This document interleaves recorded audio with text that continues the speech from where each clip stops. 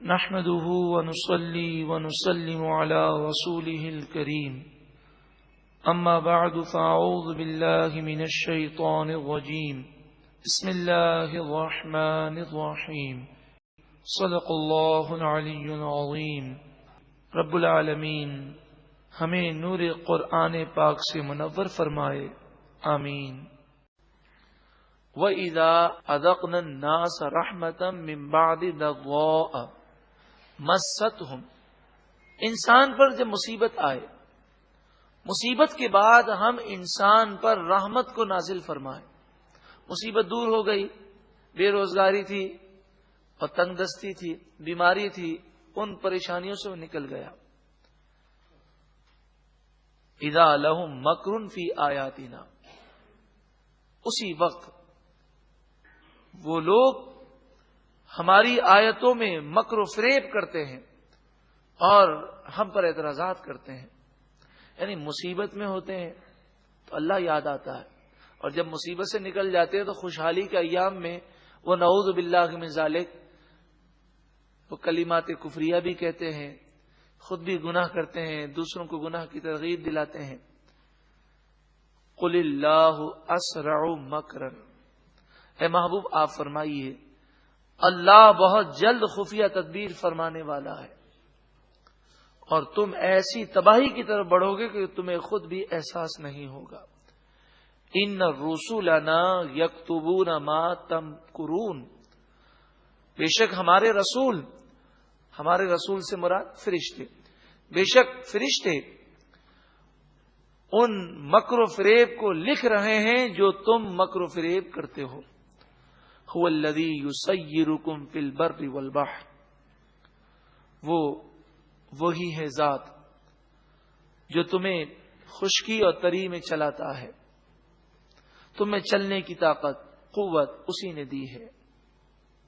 ایک رگ اگر پکڑ لی جائے، ایک رگ، تو آدمی 3 سیڑھیاں وہ چڑھنے کی طاقت نہیں رکھتا۔ انسان کبھی غور کرے، اللہ تعالیٰ نے ہمیں جو جسم کا نظام دیا وہ جب چاہے جام کر دے، جب چاہے فالج پڑ جائے، انسان کیا کر سکتا ہے؟ تو وہی یہ ذات جو تمہیں خشکی اور تری میں چلاتا ہے۔ حتی اذا کنتم فی الفلک، یہاں تک کہ جب تم کشتیوں میں ہوتے ہو، وجرین بہم بریح طیبۃ، تو نرم ہوا کے ذریعے وہ کشتیاں تمہیں لے کر چلتی ہیں، ایسی ہوا جو کشتی کے لیے معاون ہے، اور جب وہ کشتی میں بیٹھ کر جا رہے ہوتے ہیں، وفرحوا بہا، اس پر خوش ہوتے ہیں، دنیا میں مگن ہوتے ہیں، اللہ کو بھول بیٹھے ہوتے ہیں۔ جاءتھا ریح عاصف، آتی ہے ان کے پاس سخت ہوا، آندھی۔ وجاءہم الموج من کل مکان، اور موجیں انہیں چاروں طرف سے گھیر لیتی ہیں۔ آج بھی دنیا نے اتنی ترقی کر لی، لیکن بڑی بڑی سپر پاور کہلانے والوں کے فوجی بحری جہاز بھی ڈوب جاتے ہیں، سمندر کی لہروں کے سامنے وہ بے بس ہو جاتے ہیں۔ وَظَنُّوا أَنَّهُمْ أُحِيطَ بِهِمْ، اور وہ یقین کر لیتے ہیں کہ انہیں گھیر لیا گیا، اب بچنے کی کوئی امید نہیں۔ اس وقت انہیں اللہ یاد آتا ہے۔ دعوا اللہ مخلصین لہ الدین، اللہ کو یاد کرتے ہیں، اپنے دین کو اسی کے لیے خالص کرتے ہوئے اخلاص کے ساتھ دل سے اللہ یاد کرتے ہیں۔ اس وقت جو انسان دل سے دعا کرتا ہے، عام حالات میں ایسی توجہ سے دعا بھی نہیں ہوتی اور نماز بھی نہیں پڑھی جاتی، تو کافر ہو کہ مومن ہو، ایسے حالات میں اسے اللہ یاد آتا ہے، اور وہ یہ کہتا ہے لئن انجیتنا من ہذہ، اگر اے پروردگار تو نے ہمیں اس سے نجات دے دی، لنکونن من الشاکرین، ضرور بضرور ہم شکر گزاروں میں سے ہو جائیں گے، تیرے فرمانبردار بن جائیں گے۔ کیا آج ہمارا یہ حال نہیں ہے. مصیبت میں تو بڑی توبہ کرتے ہیں، عہد کرتے ہیں، لیکن شادی کے موقع پر، خوشیوں کے موقع پر کتنے گناہ کرتے ہیں. فلما، پھر جب انجاہم، اللہ نے انہیں نجات دی، اذا ہم یبغون فی الارض بغیر الحق، اس وقت ناجائز وہ زمین میں سرکشی کرنے لگتے ہیں. یا ایھا الناس، لوگوں، انما بغیکم علی انفسکم، تمہارے گناہوں اور سرکشی کا نقصان خود تمہارے اوپر ہے، تم گناہ کر کے خود اپنا نقصان کرتے ہو. متاع الحیات الدنیا، اور یہ دنیا کی زندگی کا تھوڑا سا فائدہ ہے. ثم الینا مرجعکم، پھر تم ہماری طرف لوٹائے جاؤ گے. فننبئکم بما کنتم تعملون، پھر ہم تمہیں خبر دیں گے ان تمام کاموں کی جو تم کیا کرتے تھے. گناہ کرنے والے عبرت حاصل کریں. اس دنیا کو قلیل فرمایا گیا، دنیا کا فائدہ، دنیا کی نعمتیں یہیں رہ جائیں گی. اچانک موت آئے گی، اور ایسے راستے سے موت آئے گی کہ کبھی سوچا بھی نہیں ہوگا کہ میں اتنی جلدی مر جاؤں گا. موت کا وقت مقرر ہے، ہم نہیں جانتے. کہ دنیا کی تھوڑی لذت کی خاطر گناہ نہ کیے جائیں. بزرگ علیہ رحمہ کا یہ قول یاد رکھا جائے، مشقت کی خاطر نیکی کو نہ چھوڑ، کہ مشقت اور تھکن دور ہو جائے گی، نیکی باقی رہ جائے گی. لذت کی خاطر گناہ نہ کر، کہ لذتیں مٹ جائیں گی، گناہ باقی رہ جائے گا. انما مثل الحیات الدنیا کماء انزلناہ من السماء، دنیا کی زندگی کی مثال تو ایسے ہے، دنیا کس قدر عارضی ہے، اس کی مثال ایسے ہے جیسے آسمان سے ہم نے پانی نازل کیا. فاختلط به نبات الارض مما یأکل الناس والانعام، پھر اس پانی کی وجہ سے زمین کا سبزہ خوب اگا، اور وہ چیزیں اگی جس سے لوگ بھی کھاتے ہیں اور جانور بھی کھاتے ہیں. حتی اذا اخذت الارض زخرفها وزینت، اور جب زمین نے بناؤ سنگار کر لیا اور وہ آراستہ ہو گئی. یعنی آپ نے دیکھا ہوگا کہ جب فصل زمین پر کھڑی ہوتی ہے تو کتنی خوبصورت لگتی ہے، زمین کا حسن آ جاتا ہے.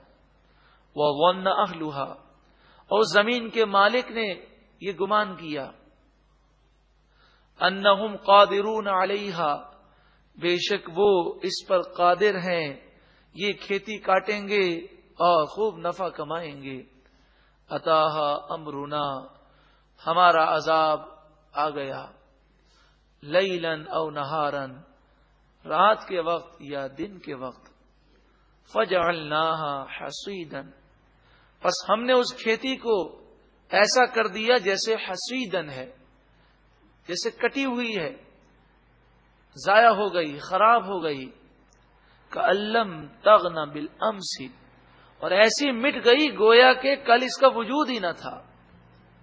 انسان کی مثال ہے، انسان پیدا ہوتا ہے، ترقی کرتے کرتے کہاں سے کہاں پہنچ جاتا ہے، موت اسے قبر میں لے جاتی ہے اور دنیا سے اس کا وجود ایسا ہو جاتا ہے جیسے کبھی اس کا وجود ہی نہ تھا. اس کی گاڑی، اس کے بنگلے، اس کا بینک بیلنس، اس کی فیکٹریاں، اس کا نظام، اس کا روب دبدبا، سب ایک پرانے قصے بن جاتے ہیں. اس کی جائیداد پر ورثہ کا قبضہ ہو جاتا ہے. کذالک، اسی طرح، نفصل الآیات لقوم یتفکرون، ہم آیتیں کھول کھول کر بیان کرتے ہیں اس قوم کے لیے جو غور و فکر کرتی ہے. واللہ یدعو الی دار السلام، اور اللہ سلامتی کے گھر جنت کی طرف تمہیں بلاتا ہے. آ جاؤ، نیکی کرو اور جنت کا راستہ اختیار کرو. وَيَهْدِي مَن يَشَاءُ إِلَى صِرَاطٍ مُسْتَقِيمٍ، اور اللہ تعالیٰ جسے چاہے سیدھے راستے پر ہدایت دیتا ہے. اے اللہ، تو ہمیں بھی سیدھے راستے کی ہدایت پر استقامت عطا فرما. اب قیامت کے دن لوگوں کے دو گروہ ہوں گے. للذین احسنوا، وہ لوگ جنہوں نے اچھے اعمال کیے، ان کے لیے الحسنى، نعمتیں ہی نعمتیں ہیں، بھلائیاں ہیں، اچھے اعمال کا صلہ ہے. وزیادۃ، اور اللہ تعالیٰ اپنے کرم سے خوب عطا فرمائے گا. ولا يرهق وجوههم قتر ولا ذلہ، کتنی فکر ہوتی ہے کہ میرے چہرے پر کوئی داغ نہ لگ جائے، کوئی دھبا نہ ہو، میرا چہرہ بگڑ نہ جائے. لوگ کتنے اپنے چہرے کا خیال کرتے ہیں. دنیا میں اگر کسی بیماری سے چہرہ خراب بھی ہو جائے تو دنیا کی زندگی عارضی ہے. اس بات کی فکر کیوں نہیں کرتے کہ کل بروز قیامت کہیں گناہوں کی وجہ سے چہرہ کالا نہ پڑ جائے. فرمایا ولا يرهق وجوههم قتر ولا ذلہ، ان نیک لوگوں کے چہروں پر نہ تو کالا پن چھایا ہوا ہوگا اور نہ ہی ذلت چھائی ہوئی ہوگی. چہرے نور سے منور ہوں گے اور وہ گردن اٹھائے ہوئے میدان قیامت میں خوشی کے ساتھ اطمینان سے چل رہے ہوں گے. اولئک اصحاب الجنہ، یہی لوگ جنتی ہیں. ہم فیہا خالدون، وہ اس میں ہمیشہ رہنے والے ہیں. والذین کسبوا السیئات، اے نمازیں قضا کرنے والوں، اے گناہ کرنے والوں، اے والدین کے دل دکھانے والوں، اے مسلمانوں کی دل آزاری کرنے والوں، اے جھوٹ بولنے والوں، ہم ذرا غور کریں. ہم سب گناہوں میں ملوث ہیں. قرآن کیا فرما رہا؟ ارے کبھی ہم نے قرآن پاک پہ غور کیا؟ لوگوں کی باتوں کو رہنے دیں، ہمیں تو پیارے قرآن پر عمل کرنا ہے. فرمایا والذین کسبوا السیئات، جن لوگوں نے گناہ کمائے، گناہ کیے، سیئات برائیوں اور گناہوں کو کہتے ہیں. جزاء سیئۃ بمثلھا، گناہوں کی سزا گناہوں کے برابر دی جائے گی. وترہقہم ذلہ، ان کے چہروں پر ذلت، خواری، ندامت چھائی ہوئی ہوگی. چہرے شرمندگی سے کالے پڑ جائیں گے.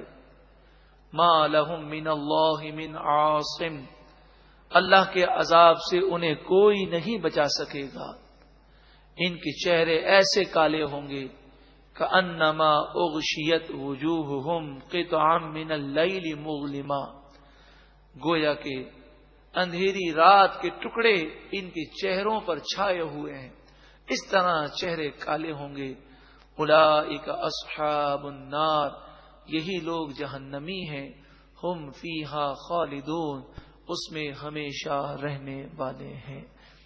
پیارے اور محترم بھائیوں اور بہنوں، ایک کان سے سننا دوسرے کان سے نکال دینا یہ سعادت کی بات نہیں ہے. ایک نہ ایک دن وہ وقت ضرور آئے گا کہ ملک الموت ہمیں نظر آئیں گے. اس وقت یہ قرآن کی باتیں بہت یاد آئیں گی، مگر پھر کچھ نہیں ہو سکے گا، پھر پچھتانے سے کچھ نہیں ہوگا. ابھی اور اسی وقت توبہ کر لیجئے. یہ مت سوچیں کہ میں نیک نہیں بن سکتا. اللہ نے ہر انسان میں وہ صلاحیتیں دی ہیں کہ وہ اگر عزم مصمم کرے تو وہ نفس کا بھی مقابلہ کر سکتا ہے، شیطان کا مقابلہ بھی کر سکتا ہے. چاہے معاشرہ کسی بھی طرف جا رہا ہو، اگر وہ عزم مصمم کر لے تو وہ نیکی کے مطابق زندگی گزار سکتا ہے. آپ مجھے بتائیے، صحابہ کرام تبلیغ دین کے لیے مختلف ممالک میں پہنچے جہاں کافروں کی حکومتیں تھیں، بے حیائی عروج پر تھی. اس زمانے میں بھی صحابہ کرام نے اپنی نگاہوں کی حفاظتیں کی. اس زمانے میں بھی صحابہ کرام نے اپنے آپ کو گناہوں سے بچایا. تو یہ ہم کہیں کہ ماحول خراب ہو گیا تو اس لیے ہم گناہ کر لیتے ہیں. بتائیے کل بروز قیامت کیا یہ جواب قبول کیا جائے گا؟ ہر ایک کو اپنی قبر میں جانا ہے. لوگ چاہے کسی بھی سمت میں جا رہے ہوں، ہمیں جنت کا راستہ اختیار کرنا چاہیے اور جہنم کی شاہراہ پر نہیں دوڑنا چاہیے. گناہ کرنا یہ جہنم کے روڈ پر دوڑنا ہے اور اپنے آپ کو جہنم میں دھکیلنا ہے. اللہ تعالی ہم سب کو گناہوں سے سچی پکی توبہ کرنے اور توبہ پر استقامت پذیر ہونے اور ایک پاکیزہ زندگی گزارنے کی توفیق عطا فرمائے۔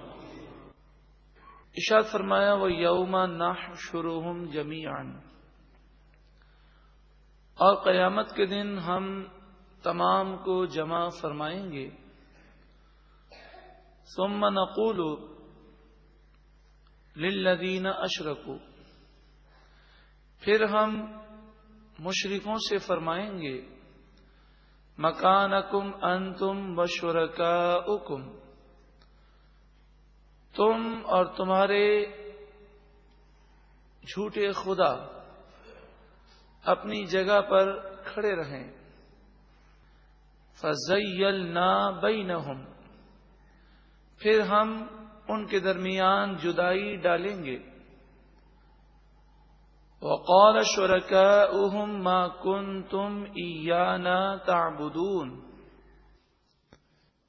اور ان کے جھوٹے معبود کہیں گے تم ہماری پوجا نہیں کرتے تھے۔